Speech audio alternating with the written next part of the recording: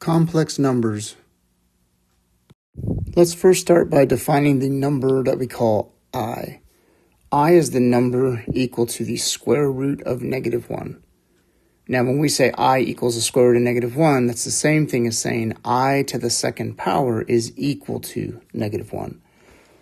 And so, first of all, notice that this number is different from real numbers, right? Because if I take a real number like +5 and I square it, I get +25. If I take -5 and square it, I also get +25. So this imaginary number, I equals the square root of -1, is a number that when you square it, you actually get a negative number. So I squared is equal to -1. And of course, I itself then would be the square root of -1. So it is a different kind of number. Now, why do we have such a number? Well, one reason why is just think about trying to solve an equation such as x squared plus 1 is equal to 0. And we're going to get into solving these kinds of equations, which are called quadratic equations. But for right now, I think we can all understand that to solve this, we might subtract 1 from both sides, which would give us x squared is equal to -1. And so think about what that says. This says the number x, when you square it, you get -1. So what could x be? Well, again, we know it cannot be a real number because when you square a real number, you cannot get a negative. So in fact, x in this case is I, right? It is the number that you square to get -1. Now, it turns out that it could actually be positive or negative I, because if I squared is equal to -1, then negative I squared would just be negative I times negative I. The negatives cancel, and that's the same as I squared, which is also -1. So this is the reason why we have such a number, okay? It's to solve these kinds of equations. But it also allows us to simplify square roots of negative numbers. So if a is some positive number, then the square root of -a can always be written as I times the square root of a. So let's take a look at an example here. Suppose I want to simplify the square root of -16. Let's remember that -16 can be thought of as -1 times +16.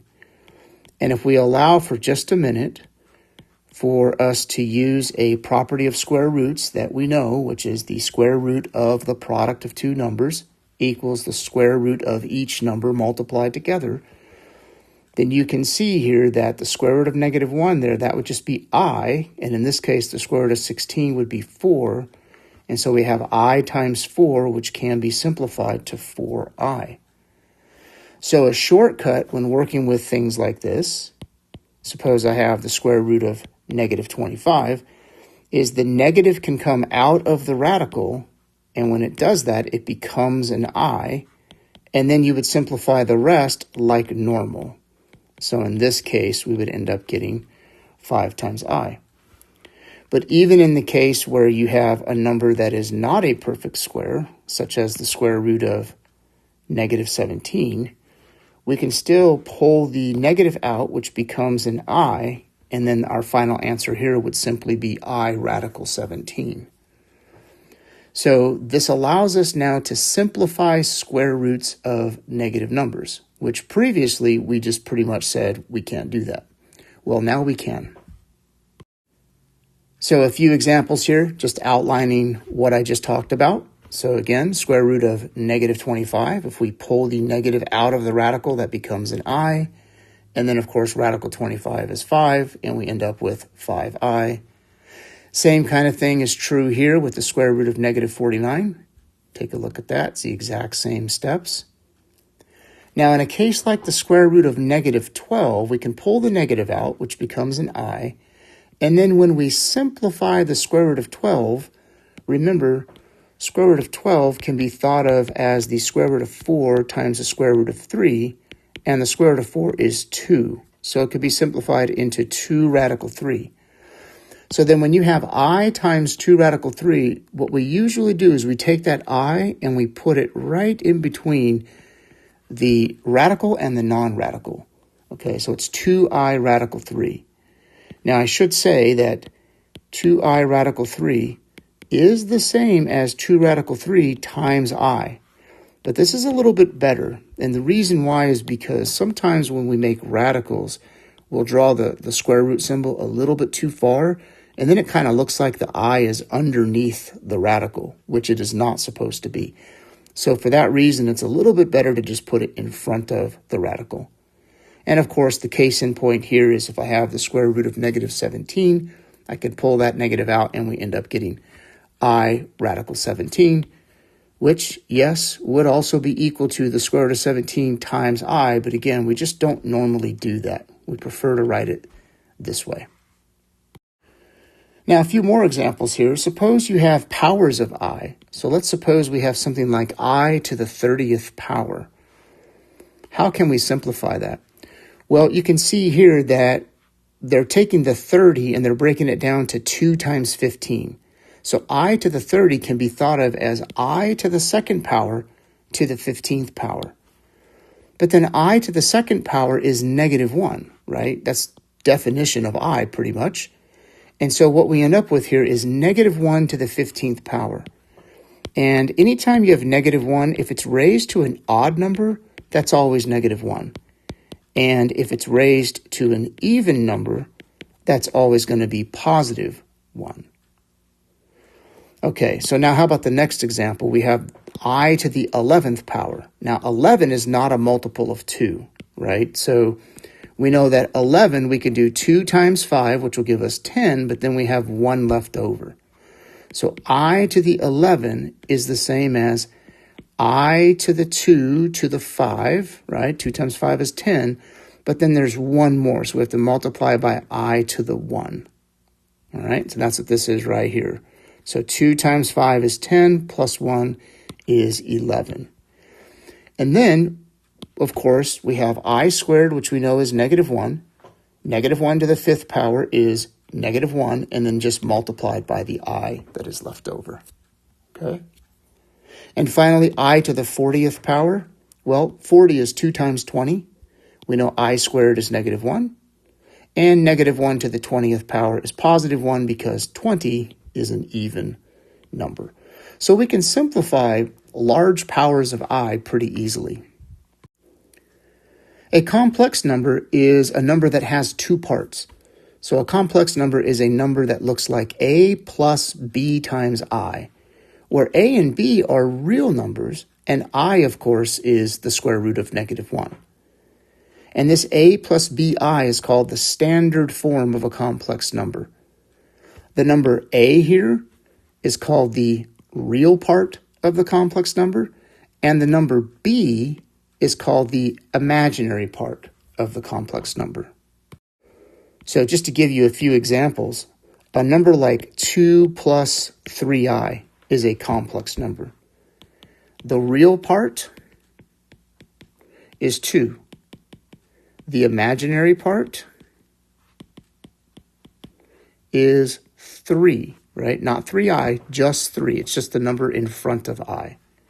So another example, I could have negative 1/2 plus the square root of 3 over 2 times I. The real part is negative 1/2. The imaginary part is radical 3 over 2. And then we have special complex numbers. So think of a number like 3i. 3i is the same as 0 plus 3i. So the real part is 0 and the imaginary part is 3. And this is what we call a pure imaginary number, right? Because the real part is 0. And then we can also have numbers like 7. Now, 7 is the same as 7 plus 0 times I. So the real part is 7 and the imaginary part is 0. In this case, you have a real number, right? So anytime the imaginary part is 0, you simply have a real number, which is the kinds of numbers that we've been using all along in our mathematical journey, right? Let's consider the following example. If I have an equation 3x plus 4 times I equals 12 minus 8y times I, can we find x and y? Well, this is a pretty simple concept here. Let me write it down. We have 3x plus 4i must be equal to 12 minus 8y times I. The concept is very simple. The real part of the complex number on the left-hand side of the equation must be equal to the real part of the complex number on the right side of the equation. So 3x must be equal to 12, which of course means that x equals 4. And likewise, 4i, right, the imaginary part there is 4. So the imaginary part on the left-hand side has to be equal to the imaginary part on the right-hand side. And the imaginary part on the right-hand side is negative 8y. So 4 must be equal to negative 8y. And if we solve for y, we get y equals negative 1/2. So we can simply equate real parts and imaginary parts to solve for x and y here. So another example of this situation, we have a complex number on the left-hand side of the equation.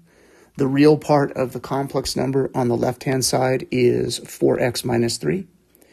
And on the right-hand side, we also have a complex number. The real part there is 5. So we know that 4x minus 3 must be equal to 5.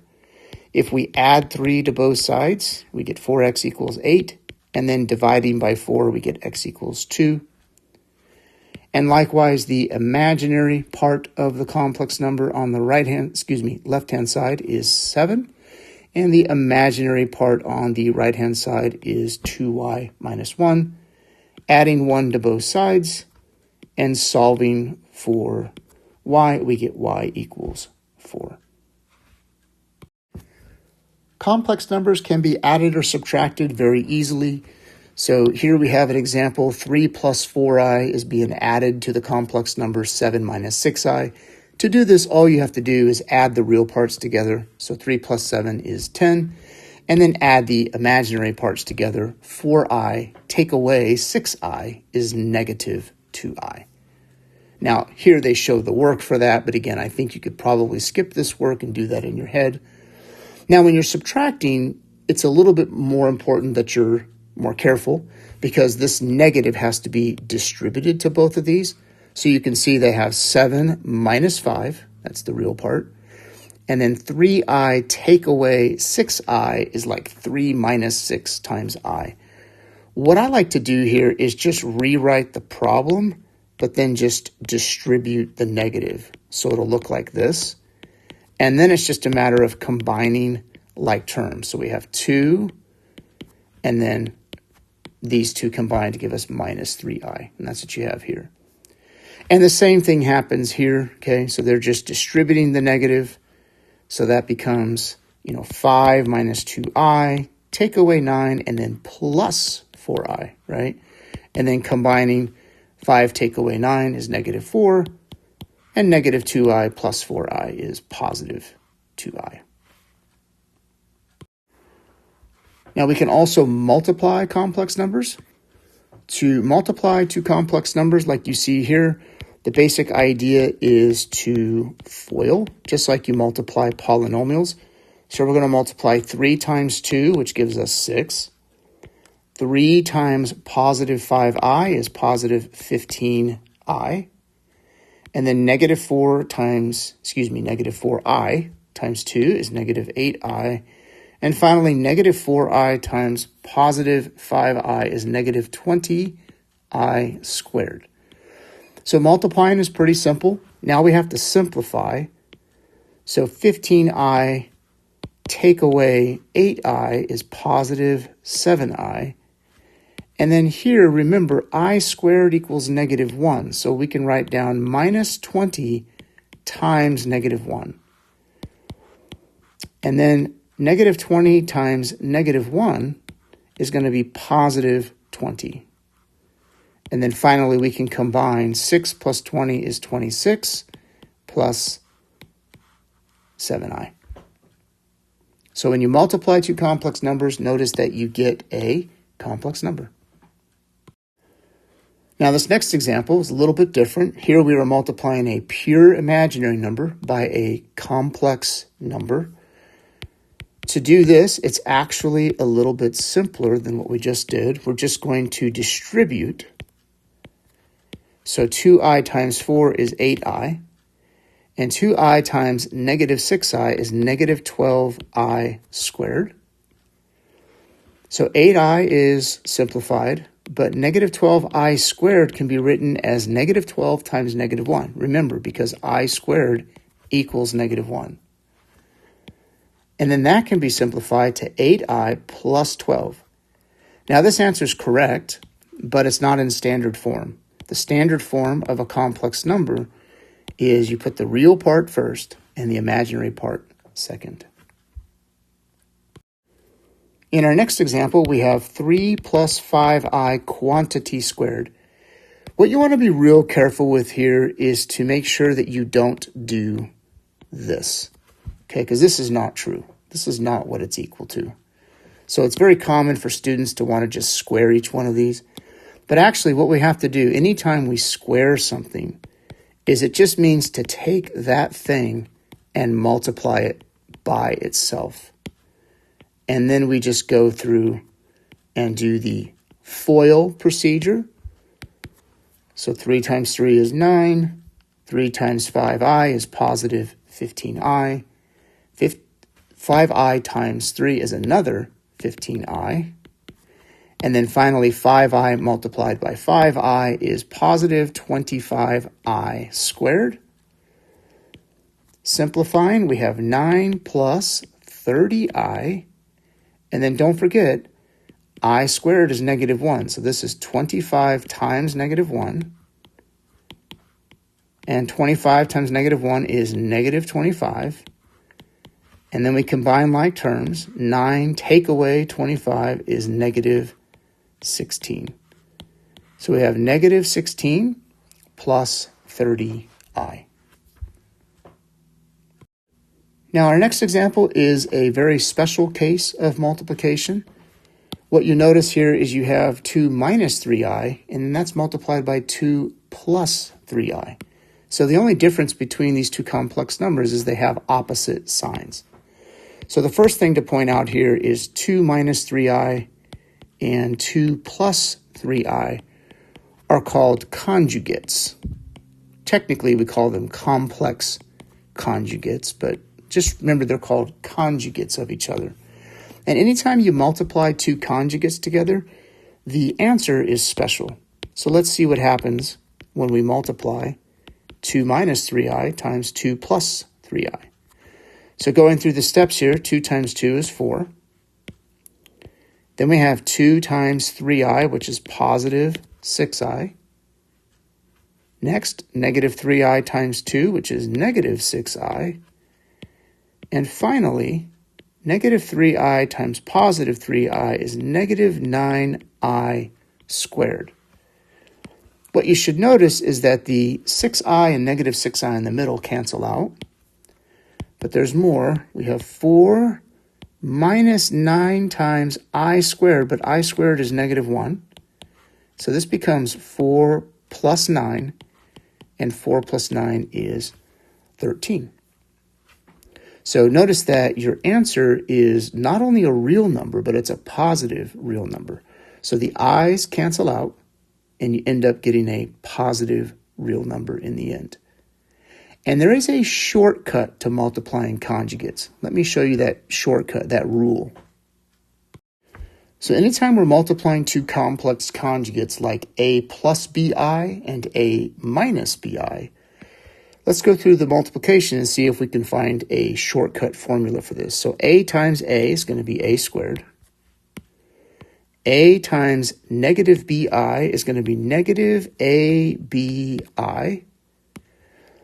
And then positive bi times a is positive abi. And finally, bi times negative bi is negative b squared, I squared. So again, notice that in the middle here, these two terms are opposite, so they cancel out. And we end up with a squared minus b squared times I squared. But we know that I squared is negative 1. And so what we have here is negative b squared times negative 1 and that becomes positive b squared. So anytime you multiply two complex conjugates, a plus bi and a minus bi, the answer is simply a squared plus b squared. So we could have done our previous example a little bit differently if we knew this formula. So again, if I want to multiply these two numbers, let me just point out to you that a is 2 and b is 3, right? There we go. And so if I know I'm multiplying two complex conjugates here, I know my answer is going to be 2 squared plus 3 squared, which is 4 plus 9, which is 13, right? And that's the same answer we got a few minutes ago. So this is a nice shortcut for multiplying complex conjugates. And in our final example, we want to divide these two complex numbers. We don't actually divide complex numbers. What we do here is we employ a trick or a strategy. So rather than dividing 2 plus I by 3 minus 2i, what I'm going to do is I'm going to multiply the denominator by its conjugate. So the conjugate of 3 minus 2i is 3 plus 2i. But if I multiply the denominator by that, I have to multiply the numerator as well. So now look at what we have here. We have the product of two complex conjugates down here, 3 minus 2i and 3 plus 2i. So if I use the shortcut for multiplication there, I know I'm going to get 3 squared plus 2 squared. And then in the numerator, we have to actually go through and do the multiplication process. So 2 times 3 is 6. 2 times 2i is positive 4i. I times 3 is positive 3i. And I times 2i is positive 2i squared. Now let's just simplify. So in the denominator, we have 9 plus 4, which is 13. In the numerator, I have 6 plus 4i and 3i makes 7i. And positive 2i squared, remember, that's positive 2 times negative 1. So that's going to be negative 2. Now combining 6 take away 2 is 4. So we have 4 plus 7i over 13. And our final step here is we're going to write this as 4 over 13 plus 7 over 13 times I. And that's in standard form. And that concludes this video lesson.